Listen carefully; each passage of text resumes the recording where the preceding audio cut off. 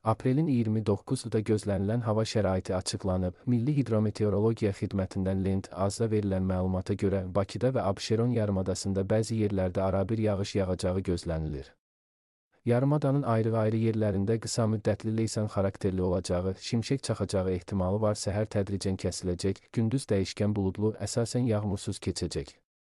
Arabir güclənən şimal-qərb küləyi gündüz mülayimləşəcək. Havanın temperaturu gecə 8-10 isti, gündüz 10-13 isti olacaq. Atmosfer təzyiqi normadan yüksək 771 mm civə sütunu olacaq. Nisbi rütubət gecə 70-80, gündüz 50-55 olacaq. Azərbaycanın rayonlarında bəzi yerlərdə arabir yağıntılı olacağı, şimşək çaxacağı gözlənilir.